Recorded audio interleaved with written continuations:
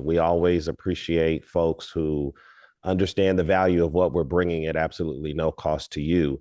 So if you could support us with some social capital and let folks know that we are on live on your personal socials, that would be fantastic. Also, we've made it a bit of a tradition to shout out your location. So if you could greet the chat and let's get the chat warmed up by letting us know where you are joining us from, that would help us get a sense of how we can improve our product and this service for next year. And how we can reach out to folks in your neighborhood. So just keep that in mind. Let us know in the chat where you're hitting us up from. That would be fantastic. Just been given some privileges. So thank you. We are on YouTube. So we are alive and we are live, as they say. Shout out to Philly. Shout out to Chicago. Let us know where you're in from as folks are coming into the room. It looks like we're up to 22 and we may end up going certainly higher. So we're happy that you guys are here. As far as I'm concerned, this may be one of the most practical and relevant presentations that we've seen so far this week, because this is a very important use case for what's happening these days. Danny is back.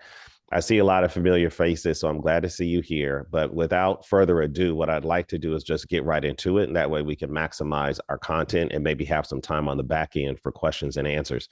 So if you do have something that you'd like me to ask on your behalf, you can put it into the chat. And if time permits, we will we'll open up the mic and the camera so that you guys can interact with our host directly. Son, I just want to say one thing really quick. I'll be in the background. This is Stefan, but Aigne is my attorney. And y'all, she is extraordinary. You talk about loyalty, honesty, truth, respect, the whole 9 yards, and spiritual. She loves God. So she has just been there for dealing with her for several years now. So highly recommend her. Period. That's it. Go ahead, Husan. Without further ado, I'll pass it over to Aigne. Please tell us about yourself and your topic. No problem. And good morning, everyone. It's such a pleasure to be here. Thank you so much for that warm welcome, Stefan. I'm really excited to talk to you all today. So I'm going to go ahead and share my screen so you can see my presentation. While I do that, I'll briefly introduce myself. So my name is attorney Aigne Goldsby Wells. I'm the founder of Goldsby Law PLLC, where I focus mainly on helping families and businesses not only build their legacy, but protect it. And so most of my law practice is focused on estate planning as well as business law. And one of my areas in business law is helping businesses with contracts as well as trademarks and protecting their brand. And so I'm going to touch a little bit on that today, but because of the nature of today's topics and this Black AI Literacy Week, I really wanted to take a slightly different spin on this subject. And today I'm going to be talking to you about law and data dignity, and specifically with the lens on empowering the Black community in terms of AI and how it's been used. So some of the things I may cover today may be a little bit of an introduction for some of you. Some of this may be new information. Some of you may know some of this information. So at the end of it, or if at any time during my presentation, please interact with me in the chat. I will be happy to answer any questions that you have, because I realize that some of this subject matter can be a little confusing. I do want to put the caveat out here that I am a licensed attorney. I'm a practice law here in the state of Connecticut, but any of the information that I do provide to you today is not legal advice. I'm just providing you some information. I'm always happy to answer questions, but I am not your attorney until you pay me. So I always tell people that. All right. So why don't I jump in and just talk a little bit about sort of the introduction of what we're going to focus on today. Some of this stuff you've covered probably already this week, but we're going to talk a little bit about artificial intelligence and get an idea of sort of what artificial intelligence is. But I also want to address this with the lens of bias, and particularly how AI has been used and how it has impacted the Black community, particularly when it comes to bias and discrimination. And so when I'm talking about data dignity, my title for this presentation was really not only to address the issue of data privacy and some of the laws and regulations around that. I also wanted to provide an opportunity for everybody to kind of just sit back and think about what actually data dignity means. I'm going to ask you to interact with me in the chat in just a few moments regarding that. But really today, we are going to focus on the meaning of AI, some of its implications, some of the positives, some of the negatives, and how the bias and discrimination that may be associated with AI has impacted the Black community, and really what can you do to not only empower yourself, but empower others.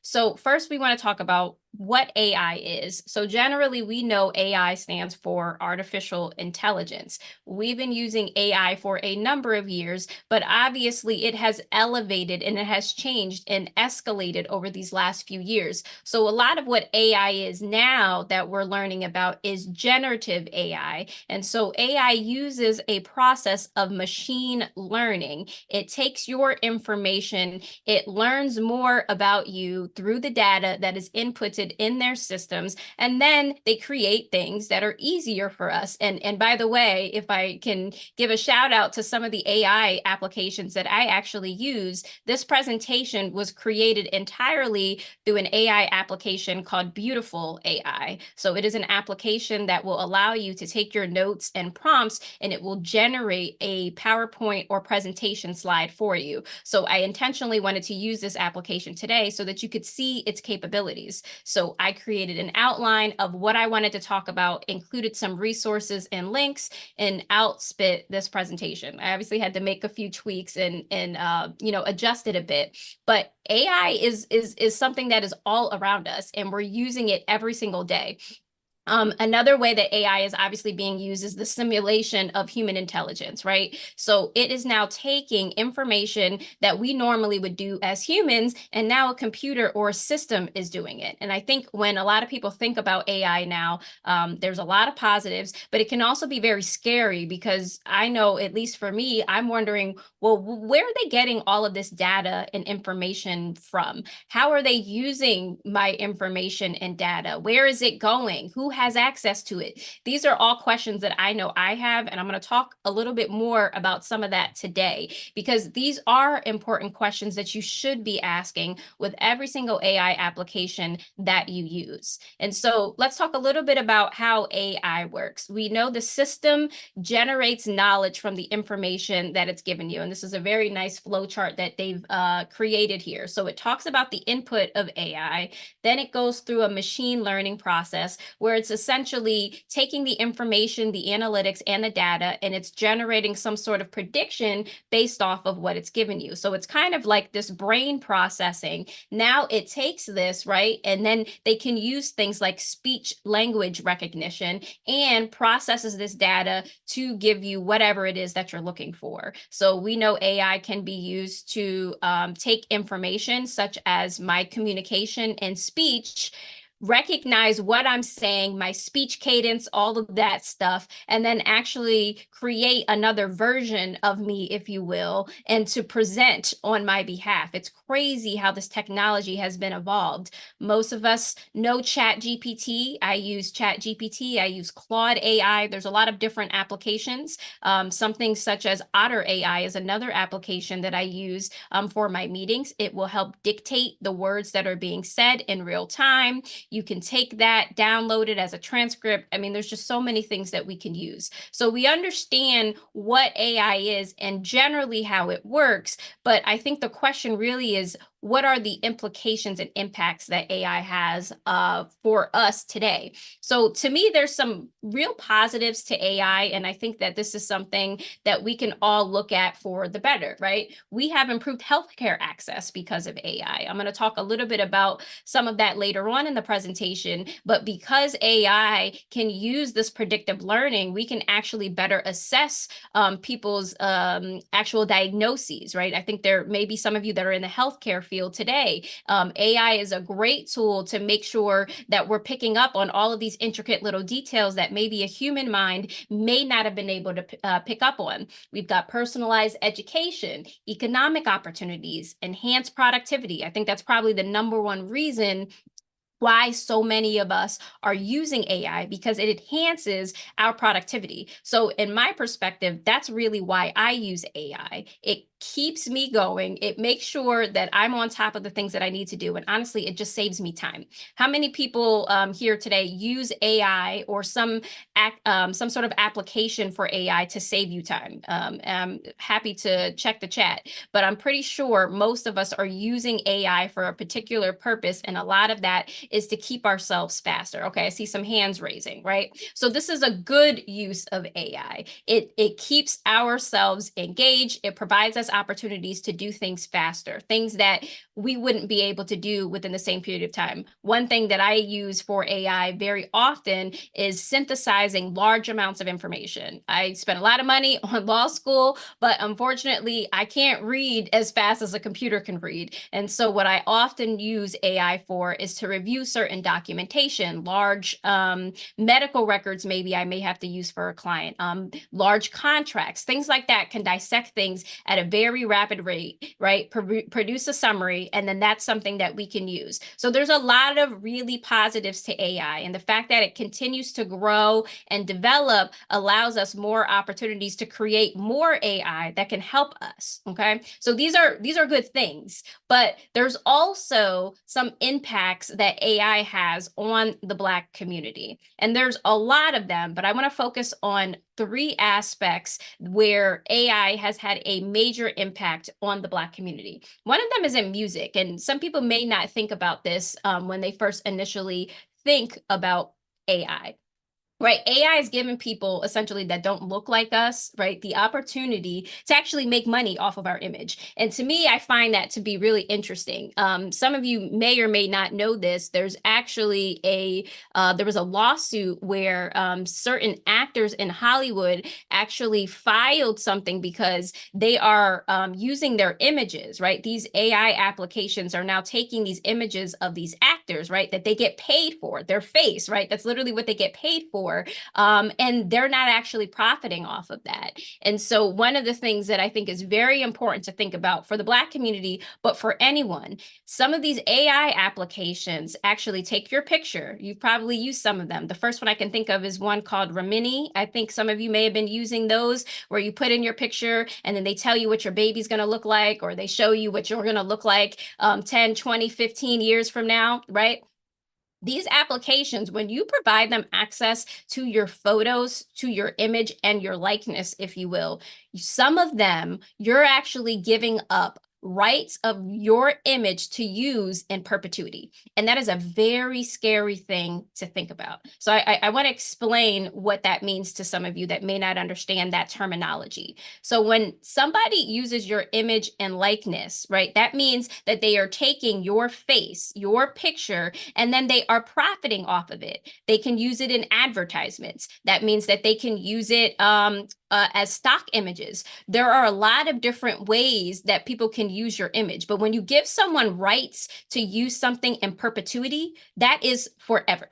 That means they have access to your image. They could use your photograph, your image, and your likeness forever and ever, and they don't have to pay you a dime. And to me, that's a problem, because in the area of law that I practice in, particularly with trademarks and copyrights, right, I help people, businesses protect their brand. And so if you are utilizing your image and providing other companies, organizations access to use your image and you're not getting paid for it, that's a problem.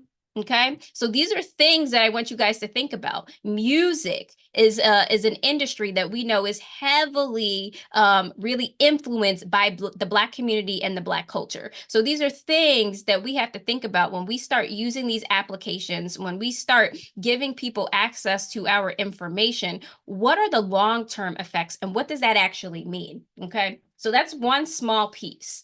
Housing is another thing that's actually being used to evaluate whether or not a tenant is a good tenant or a bad tenant. And that's a very, very strong case for bias. I don't like when organizations and companies, you probably heard this before, right? If you go to buy a house, right, depending on the neighborhood that you're in and depending on what you look like, these companies and these organizations, they get to choose whether or not they're going to rent to you. They get to choose whether or not they take your offer if you want to buy a house. And I know that there are studies that have been done where they will take a white couple to make an offer on the same house and a Black couple on the same house, and they're actually being charged more. Their interest rates are higher when they go to banks, when they're trying to take out loans.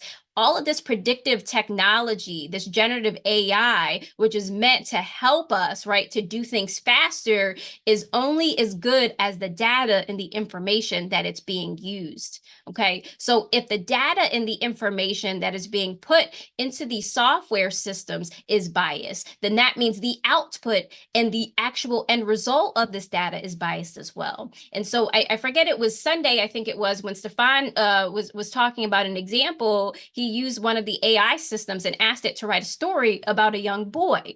He said a boy and his dog. And as soon as he said Black boy, automatically this kid became Jamal, and he was being made fun of his race. And instead of it being a nice dog, I think it turned into a pit bull. So there's certain perceptions that sometimes the Black community has because of bias. And so we have to realize that when this data is being input in these systems, in these softwares, if we are biased in the information that is used, the output is going to be biased. And that's really scary. Another piece where it has impacted the Black community is in policing. And this is probably one of the most important ways where I have seen AI being used and how it has such a negative impact on the Black community as a whole. So when we think about policing, we already know that the Black community is over-policed. We've seen it time and time again. But some of these AI softwares and technology that's out there, they're using facial recognition. And so these facial recognition softwares, because of the way that they're being used, some of them have issues where they can't even detect the differences in Black faces. There's been numerous instances. One particular man was literally arrested in front of his children because the AI software facial recognition believed that he was the man that they were looking for that had committed this particular crime. And they literally showed him the picture and he said, "That's not me." And it clearly wasn't him. And so if there's bias in this facial recognition software, that's an issue. They're also using some of these softwares more potent in Black communities. And so if they're overutilizing this data, this information in Black communities, it's obviously going to impact us. So this is very important information for us to consider and to think about how it relates us. So we know that there is bias. We know that there are consequences to the bias in AI. And so the question is, what do we do about that? How do we actually change and have impact on the AI, how it's used, and the biases that can come? So one thing that I think about when we're talking about AI is specifically the algorithms and how it's being used. Another thing that I didn't mention before is also how it's being used in hiring as well. I talked a little bit about the lending aspect, but this could be just the same when we're talking about hiring new employees. They're using AI software to do background checks, information, any information that can be found on the internet about you, right? This is all really important stuff for us to pay attention and to think about. So this is why I always want to focus on what are the laws and the rights around this. And so I found this to be very interesting. So I'm going to say a lot of things today, but if you haven't taken notes, take a note on this particular slide, because this is probably going to be the most practical thing that you'll be able to walk away with from today's presentation. I want to talk to you about the AI Bill of Rights. So most of us know the Bill of Rights from our U.S. Constitution, but there is something that has been coined as what we call the AI Bill of Rights. And so these are 5 principles that I want to make sure that you all know when it comes to your rights. The first thing when it comes to AI and your rights is that you have the right to a safe and effective system. So AI systems, obviously, we know are designed for all of these different purposes, right? But it's supposed to be designed and prioritize the safety of the user. Okay, so we have to make sure that we understand we have a right to avoid these harmful negative consequences when it comes to AI. So you have a right for these systems that you were using, for them to be safe and for them to be effective in what they're doing. That's the first AI Bill of Rights. The second one is you have a right to know when an automated system is being used. And this is important. I don't know how many times I have been in certain circumstances and situations where I've questioned, like, I wonder if, that was AI. Was AI used in this particular generated response? If I go to a website, right, and let's say there's a chatbot. That's a great example, actually. Chatbots are all over the internet. When you go to someone's website, I have one on my website now. You see hey, contact us. We have a question. So AI is being used in a lot of those communications when you're communicating with a chatbot. So there's certain things that may be more obvious than others, but you do have a right to know whether or not an AI system is being used in whatever context of business, okay? So you need to be made aware that the AI system is being used and make sure that you have consent, okay? Informed consent that you have consented to be interacting with this AI system and software, okay? So you have a right to know this. The other AI right is to make sure that you know that there are protections against discrimination by the algorithms. So we were just talking about some of these systems and how they're really only as good as the actual data that is input into their systems, but you have a right to be protected from discrimination. Just like you have a right to be protected from discrimination in all other forms, there's no difference here in AI. So I want to make sure that we all understand that if there is some issue of discrimination, if there is something that is being done that you feel like a system, a software, and things like that, there are repercussions for it. But we find that this happens all the time, and it's targeting the marginalized, underrepresented, and Black communities, okay?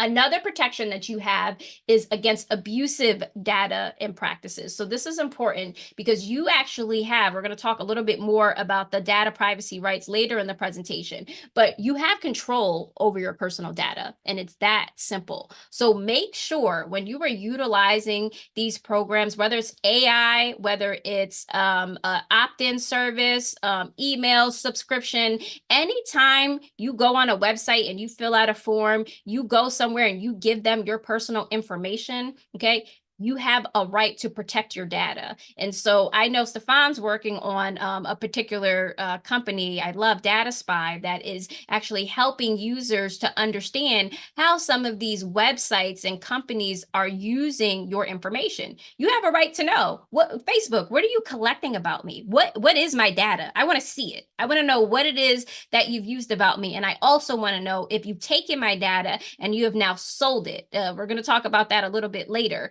But this information, the data, is so important, but we also need to understand that it's ours. And so if these other companies are going to be profiting off of you, profiting off of your data, you have a right to know what it is. And personally, I think I've heard some talks about there being companies and organizations that are actually helping people to profit off of their own data because these other companies are doing it. So why shouldn't you be able to do that just the same? Okay. And then one of the most important rights I think that you have with the AI Bill of Rights is the right to opt out. It's very important that you know that. A lot of websites, it's actually required that if you go and you sign up for somebody's email list, you sign up for text messages, they have to provide you an opportunity to opt out. We see those short form text messages and codes and things all the time, right? You're providing them data and information. If you don't want to receive it, opt out. You always have the right to opt out. And so it's important that you understand that and that you take autonomy over the information that not only you're providing, but the information that's being provided to you. Okay. So these are the AI Bill of Rights. So if you haven't taken a picture, make sure you do that. The right to safe and effective systems. You have the right to know when an automated system is being used. You have the right to and protection against discrimination by these algorithms. You have a right and to be protected against abuse and abusive data practices, and you have a right to opt out. That's the AI Bill of Rights. Now, we have all sorts of laws and regulations. I can't cover all of them, but these are just a few I wanted to highlight that you can look up on your own time. There is something called the General Data Protection Regulation. So it's essentially this data privacy security regulation, as it mentions, and it really just provides you more control over your personal data. So these businesses have to obtain specific consent before they start taking your data. We've heard many instances where companies and organizations have had data breaches more and more. So these are things that are happening because criminals sometimes want to get your data. So pay attention to some of these regulations. You can always look these up. There's more and more coming. If you're in California, there's something called the California Consumer Privacy Act. A lot of other states have something similar, but it's a state law that gives them the right to know what your personal data is, how it's being collected, and then you actually have a right to get access to your personal information, okay? So again, we talked about before the right to opt out. That's something that comes along with this particular law, all right? There's also something called the American Data Privacy and Protection Act. So there's a lot in that particular law. So like I said, if I had more time, I would go more in depth into this, but I do encourage you to take a look at what laws and regulations are actually being passed, not only federally, but locally. Take a look at how people that you are voting for. That's another thing that's really important. I'm going to talk more about it at the end of the presentation, but there are things that we can do. These laws and regulations are what we have to abide by. And so as somebody that has been involved politically, someone that's an attorney, I think the best and most important way you can have an impact on your community and yourself personally is to get engaged in the political process. Pay attention to who you're voting for and make sure you know what they're for and what they're against. Advocate for what it is that you want and things that are important to you.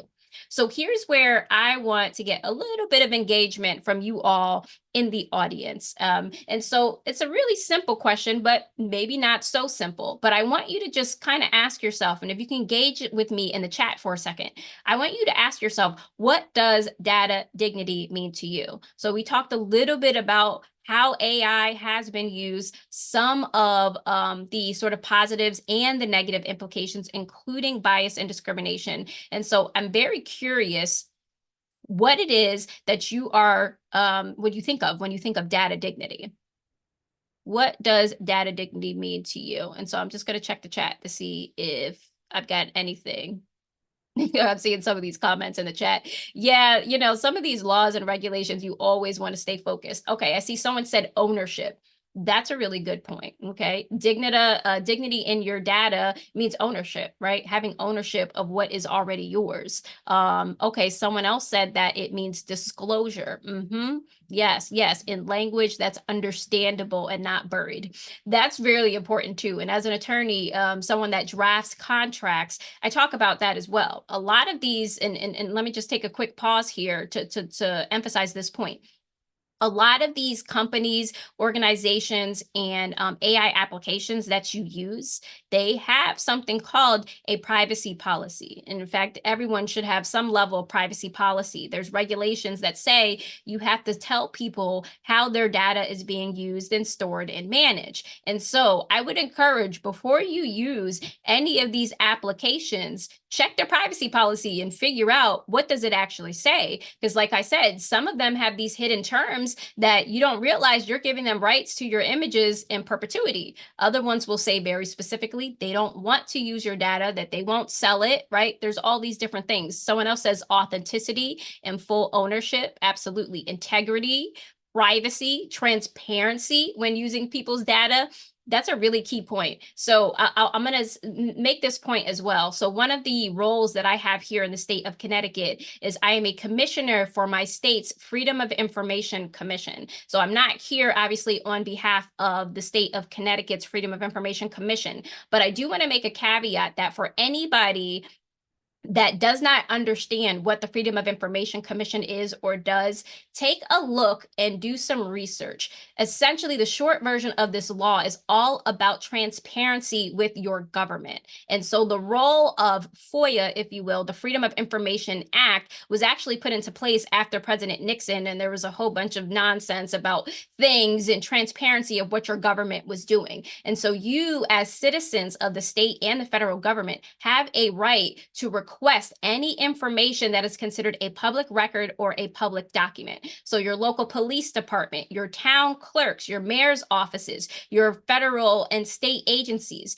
you have a right to ask them for any information or any documents or records that are considered public. And so there's a lot of ways where you can utilize data, if you will, for your personal gain. And so this is something that I want you to consider. Just by way of a quick example, let's say you applied for a state position and you wanted to find out, what happened in the hiring process, maybe why you did or did not get hired. You can request from the state agency certain information, right? There's a lot of ways that I see people use it. People use it to request certain information from the school boards, the police departments. There's a lot of ways where it can be used. So I wanted to throw that caveat in there because data is something, and data privacy is something that is really important, but transparency is also something really important. And when you're talking about transparency with your government, I think there's nothing more important than that. So, all right, we understand sort of what, how you guys think about when we're talking about data dignity. I think from my perspective, I would agree with most of the responses. To me, data dignity is really just about understanding what this information is, having ownership of it, and making sure that you have a right to revoke these people's access. Okay, because you as a person, you as a human being, there should be dignity in how your data should be used. And so from my perspective, if somebody is profiting off of your information and you don't have access to it and you don't know how you're using the information, or you take this information and then now it's being utilized to discriminate and harass, it's an issue. Okay, so let's talk a little bit about data privacy and data ownership, since that seems to be a topic that you're all interested in. So one thing we got to think about is the value of what your personal data is. Obviously, it's valuable to you because it's yours, right? But it's valuable to organizations and businesses. So they literally use your personal data and information to target you, to target consumers with particular marketing. And so they literally take your information and they develop advertisements based off of that. So when you provide people information and give them access to stuff, you're actually providing them tools that they can use in their marketing strategies. So I find it interesting because it's like they're taking your information, they're using it to retarget you based off of what it is that they see you like, you don't like, things that you're doing, things like that. Anybody been in a situation where you're on Facebook and you see an advertisement for something that you just Googled, right? You just looked up something and then now you see it on Facebook. Yeah, that's because they have access to the information and it's being shared with them and they know. So when these ads go through Google or through Facebook, right? Now, the one thing, I'm not an expert in when it comes to advertisements, but I've done Facebook ads, Google ads. And one of the things, if anybody has ever used that, you know that you can very specifically target particular type of people that have liked this particular page, people that have engaged in this, people that are in this location. So that's why data is very important and can be very useful. You just have to be careful what you give up, right? I think there's also data exploitation. We know this, social media platforms and how that data and information is being used can be really problematic in some instances, okay? Another thing that we can't forget about is also how data is being used by criminals. There are people right now that it is their job to steal your data, to steal your information. They use it to commit fraud. They sell it to other companies and organizations, and that is how they make money. And so, yes, the federal government, there's a lot of rules and regulations about cracking down on certain criminals that are targeting your information, but you want to be made aware of it. I don't know if anybody has ever been a victim of identity theft, right? So you always want to be careful what websites you go on. I often go to certain websites using incognito mode, okay? So there are things that you can do to better protect yourself, but you have to think about that as well. There's also challenges in protecting your data rights. One of the things that I think that they often focus on, which isn't a bad thing. I think a lot of times this conversation is revolved around children, right? Protecting the kids from information and things like that. That's absolutely true, right? You don't want, certain information about your kids and children to be out there, but we've got to just realize that it's not just children that need to be protected. All of us need to be protected, and we need to make sure we know what is being used and how our information is being used. So you want to think about that. Marginalized communities also have a right to determine, again, like we said, how it's being used. So there's talking about data sovereignty, data exploitation by the companies themselves. I think Facebook, I don't know what they ended up settling their lawsuit for, but a lot of these social media companies and organizations, they're not using the data for proper purposes. And it's mostly because they're not really being clear to you how it's being used. So I forget who it was in the chat that mentioned sort of data dignity, meaning for them that it's also not buried in some policy that you can't read. Some of this stuff gets so complicated when realistically it should be simple. One thing that I have seen that a lot of companies are doing, which is great, is that they're almost providing the full policy, and then there are summary pages that sort of just get to the bare bones. Like, okay, what are you doing with this data? How is it being used? Where is it being stored? Do you sell my data? Do you not? And so take a look at those websites and see if you can find any sort of summaries. They're honestly, one thing that you can do is use AI to help you decipher some of these policies so that you know what's going on and what you're getting into. But it is important that you have an opportunity to pay attention to how this data is being used. But we know also, as I said, that there's a disproportionate impact on Black communities. And so I think the lack of diversity in AI development is what is going to cause issues in the future. I know we've talked about this previously this week, but I want everybody to kind of think about how has AI impacted you personally, and particularly if you identify as someone that is Black or marginalized, what are certain things and experiences that you may deal with that maybe other communities don't? Like I said, the biggest thing that I think we can do to kind of help this problem is to be involved. I always say, yes, build your own table. Let's start building our own companies and our own organizations and developing our own applications. But at the same time, some of these applications and companies are so dominant that what we really need is to be on the inside so that we can have an impact and an influence on what it is that they're doing. My perspective, some people may feel different. I'd love to hear your perspective on that. But I am a big fan of making sure that we are involved in the conversations, because they're going to do it with or without us. And so I'd rather them do it with me than without me, so that what it is that they are putting out, the updates, the additional applications, all of these things that they're doing as they escalate, I want to make sure that my voice is being heard and included at this table. Because if it's not, we're going to continue to see a gap, and it's going to continue to widen and deepen. Okay, I'm seeing agreed, because yes, like that, to me, that's really important. All right, so I'm running out of time, so let me talk faster so I can try to get to you guys and some questions as well.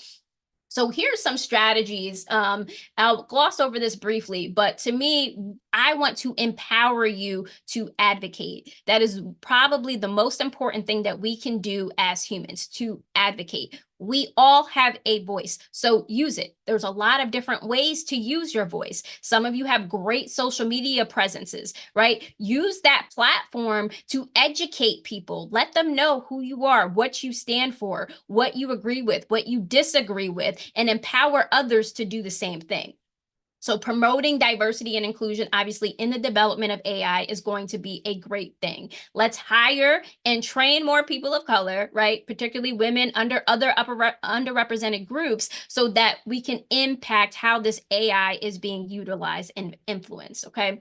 There's also some aspect of advocating for more ethical, right, principles and how we use AI, right? There are things that need to be done so that we can be more transparent in how everything is done. Hold people accountable for what it is that they're doing. These applications need to be held accountable. These companies need to be held accountable for what it is that they're doing. I feel like there's probably new AI applications and companies coming out every day. Some of you are more into this space than I am, but what I think is really important for us to pay attention to is how they're building this information and what is it being used for. Because I do see a trend, if you will, with some things that could be used as a negative, like I talked about, right? Companies, everyone wants to save time, but if everything that they're doing is biased, if the information and the data that they're using is biased, they're just going to continue to perpetuate bias. And that's an issue. We've got to reduce this gap so that we can bridge it and make an impact on our community as a whole. All right. The governance and the oversight, I could say so much about that. But I do want to say, again, pay attention to these laws and these regulations that are in place. Pay attention to people that are in positions of power. Find out what their position is. What is it that they're actually going to do for you? I think sometimes some of these issues can feel really big, complex, and don't get me wrong, they are, right? I'm not a computer expert. I'm not an AI expert. I'm an attorney, though, that advocates for people to really understand the information and protect themselves, protect who you are, protect your brand. I don't care if you have a business or not. Every single one of you is a person, right? You have some sort of legacy to protect. So as you navigate the world, as you interact with other people, businesses, right? Even if you work for another company, find out what it is that they're doing. Keep people accountable for what it is that they're doing. Speak up when you see things, okay? And then I think one of the most important things that we can do is obviously to educate, right? The only way we are going to move the needle even a little bit is to be more aware. We have to raise awareness and we need to be educated. So obviously going to conferences and events like this is going to raise your awareness of things that you can and that you cannot do, right? Give people information, but you've got to read and learn. Advocating more and more and more is going to be that much better when you have more information to advocate for. All right. So I don't know all of the groups, obviously, and things that you can join, but I know that there are things and initiatives that are out there. Here's a couple things that I wanted to bring to your attention because I think real world case studies are really important. I won't go through every single one of these in super detail, but there are companies, there are organizations, things that people are doing to make an impact. And I think these are some really good examples. So one was a Epic's ban face surveillance. So essentially, this is an organization that is working to ban the use of this facial recognition technology because of the disproportionate impact that it has on marginalized communities. We talked about this when we mentioned bias and the policing aspect. So we know that this technology is out there and we know that they are using it. And so we need to figure out what we can do to try to support organizations that will help ban its use when it's done improperly. Like I said, it's not always a bad thing, right? Using that facial recognition software can allow people to record videos and do other things, right? There's positives to it, but there's always a negative. And so we need to pay attention. And I would recommend all of us look into some of these organizations that are doing things to help advocate for our needs as the Black community, because the bias is there. It exists. What can we do to help change this and reduce the use of these police departments and organizations because they are biased? Can we develop the technology better so it's not as biased and figure out how they're using it? So there's a lot of ways. Another group, it's called, I think it's AI for All. It's a nonprofit organization that advocates for more inclusive and a diverse approach to AI, particularly with the technology and its development. We know it's biased. We have to continue to make sure that diversity and inclusion is thought about, it's actually utilized, and that it's something that is being progressed. AI is not going anywhere. It's going to be here for a very long time, and it's going to continue to grow and develop. One of the things that I do separately is a lot of consulting on diversity, equity, inclusion in the legal profession as a whole. So we know that our communities, our world is diverse. everything that we use and utilize as human beings to progress our society also then needs to be diverse and inclusive. So we have to start thinking about that in these applications. One quick caveat, the ACLU has a privacy and technology sort of department. I used to be on the board of directors here in the state of Connecticut. There's a lot of things that the ACLU does. I think most people know them for First Amendment rights or policing, criminal justice reform, things like that. But they do have a technology department that's dedicated to specifically educating the public about the implications of AI and the technology, okay, the rights of policy. So I know ACLU here in Connecticut and other locations have actually done studies and research on how many police departments are actually utilizing this data and how they're using it and what they're using it for. So this facial recognition technology and other things are stuff that we can start to look at to figure out, okay, what can we do to maybe change some of these laws that allows them to use it and for what purposes, okay? Now, there's another company. I thought this was really interesting. It's called Looks AI. It was founded by Jessica Couch, I believe she says her name. She essentially created this platform that allows diverse store associates to share their outfits and like their inspiration with consumers directly. And so I think, you know, we've all been in certain stores when we shop, there's a particular look, right, that they're looking for, certain types of people, certain types of clothing, the way it fits. So she noticed essentially that there was some level of bias in this. And so she created this application to actually help inspire this outfit inspiration for those that maybe look a little bit different, for more the Black community, the curvier community, right? If clothes are constantly catered towards, you know, the white female model that's a size 2, and the majority of the population is maybe a little bit heavier with darker skin and curves, right? These are things. And we know a lot of influencers online make money because of their social media presence, the outfits, the things that they wear. So I thought that this was a really cool way to use AI in a way that I hadn't seen before.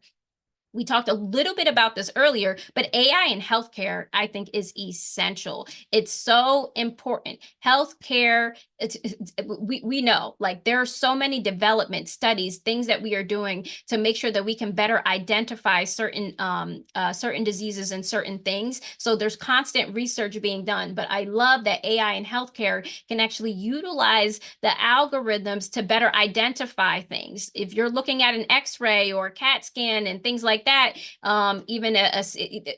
it's just certain things that we may not be able to identify with our human eye. And so I love that having AI in healthcare can be super useful in that particular sense. And then I also think it just allows us better access to information in a way that maybe we haven't had before. I mean, we talked about medical records. That's something I used to do a lot of personal injury insurance defense. I'd be looking at medical records for hours. If somebody can synthesize that in 2.2 seconds, I mean, it's beautiful to me. Right. And then the last step here is about familiarizing yourself with AI legislation. I talked about this already, but I can't emphasize this enough. We've got to encourage everyone to be informed, understand what are the certain data privacy laws that are potentially being pushed throughout your local legislation as well as federal legislation. Take a look at this information, educate yourself, and if it's something in there that doesn't sound right to you, you can testify, you can use your voice, you can speak up. All of these things are happening around you. And so rather than allowing them to just happen to us, I think we need to allow them to happen for us, using our voice to advocate to change, okay? And then I'm just going to give a couple quick call to actions, and then I will open it up for questions. Realistically, to me, I think there is an urgency to address AI bias and to protect our data dignity. And that's really why I wanted to focus on this presentation today. So I could have spent a whole bunch of time talking to you about trademarks and copyrights, and I'd be happy to answer a few specific questions about that at the end. But to me, it doesn't mean anything if we don't have a clear understanding of how our data is being used and truly truly have dignity in it, okay? I think that we need to collaborate with other groups, other organizations to make sure that AI is actually used equitably in the future, so that as it progresses, as it grows, we can make a difference not only on the Black community, but truly on the community as a whole. We don't want to get left behind because it's going to continue to grow and that gap is going to continue to widen. So these are things that we can do. So let's continue to empower ourselves. Let's educate ourselves and get more information about this. So just to recap, to remind you, remember that know your rights. There are AI Bill of Rights. I want to make sure every single one of you knows what your rights are when you are interacting with AI, okay? Protect your data dignity. That is what we're here for. Protect your data. Know what it is, know how it's being used, and protect it, all right? Collaborate with others, right? We're not in this by ourselves. There are other groups, organizations, and people that we can work with to collaborate, to make more noise, to make more of an impact. And truly, let's continue to educate and empower ourselves and empower the Black community, okay? So I want to say thank you to all of you who being here today. I'm going to turn it over to my moderators to check the chat and see if anybody has any questions. But if you would like to connect with me on a call, you want to talk more about some of these things I mentioned today, and particularly if you are a business owner or you have information about trademarks, copyrights, those sort of things, I'd be happy to talk with you. That is a link to my calendar, and I will be happy to meet with you for a free 15-minute call. And thank you so much for your time, and I'm happy to answer any questions at this time. I'll jump in. Generally, I have the gift of gab, but I'll be honest with you, I'm speechless. This was really impactful, and I appreciate it. I have some questions, but I want to defer to the collective intelligence of the audience. I want to be mindful, though, as a moderator, to keep in mind our time. Stefan, who's in the building, is going to be doing a presentation with his 90-year-old mother at the top of the hour. So with 8 minutes left, I want to make sure that those who want to give greetings and salutations, put your favorite emoji in the chat.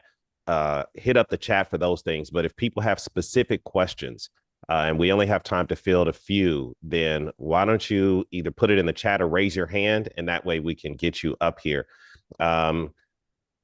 Stefan or Patty, did you want to maybe lead us off? Is there anything that you would like to say either in reflection or as a question while people are getting themselves together? No, Patty, you go first. I'm sorry. Go ahead. No, I was just happy to hear that she said, you know, how well AI is helping out healthcare. There have been very few instances that have been negative for AI in healthcare. So I am really happy about that. If, you know, better diagnoses and all of that. So I'm still listening out to see if there's anything really negative, but she was right on with what I've been thinking. So in healthcare, we're really happy to have it. We use it in a lot of ways.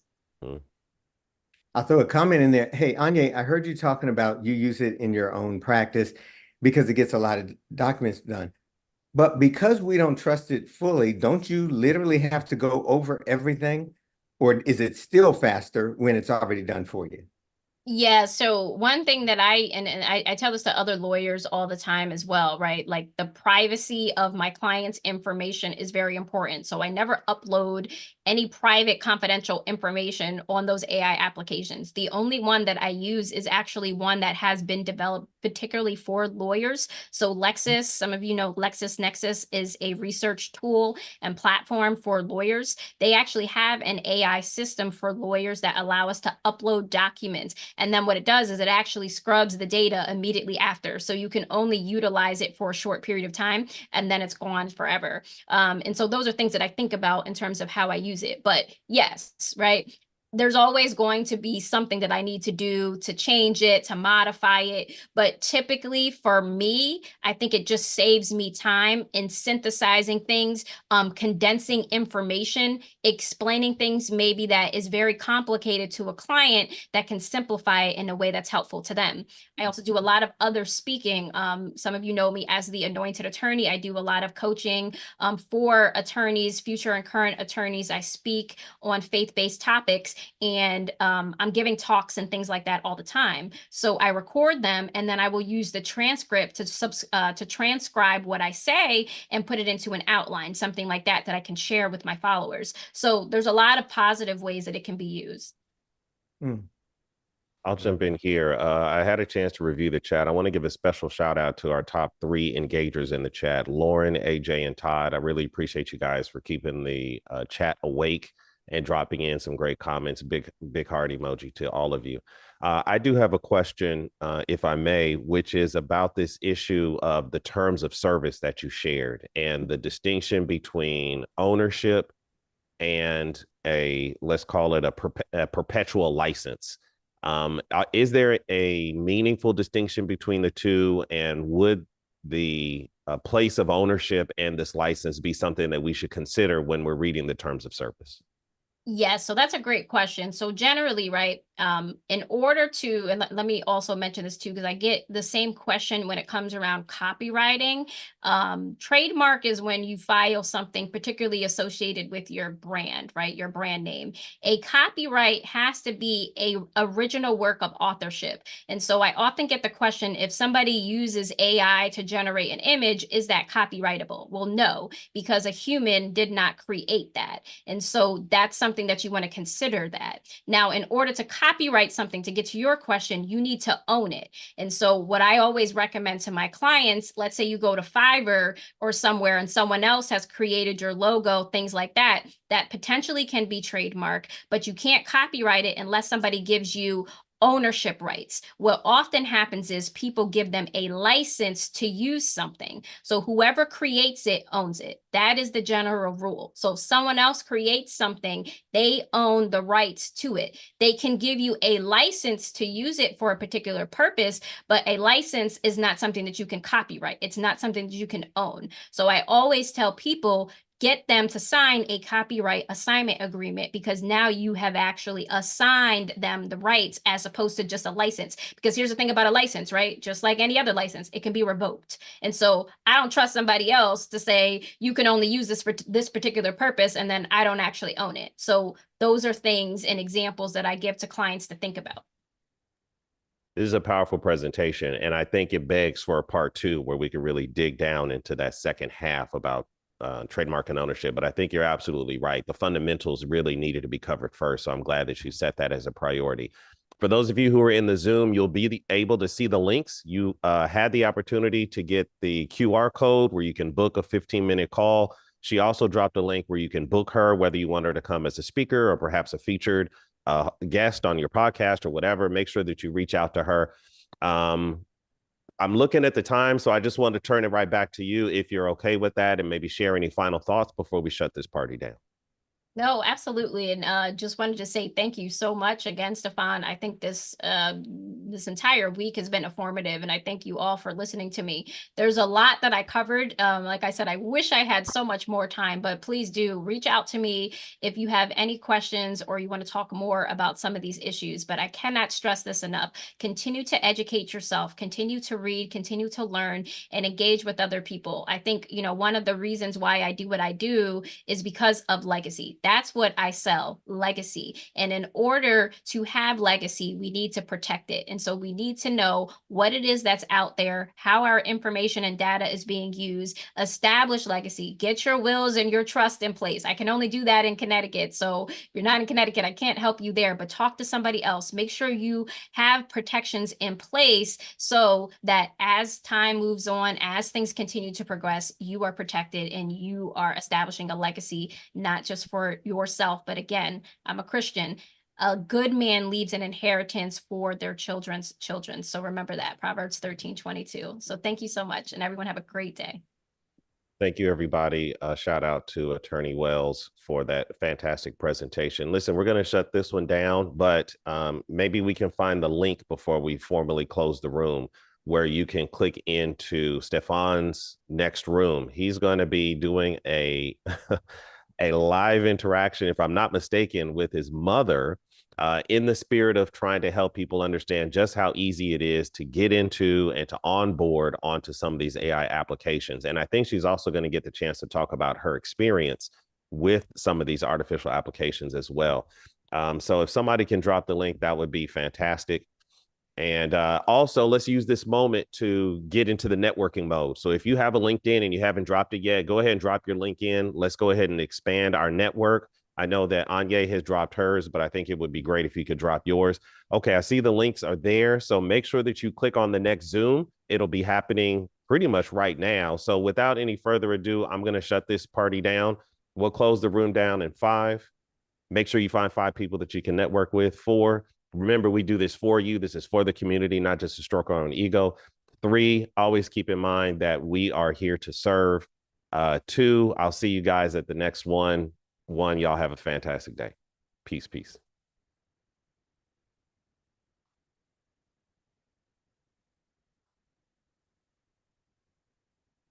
You're on mute, Stefan.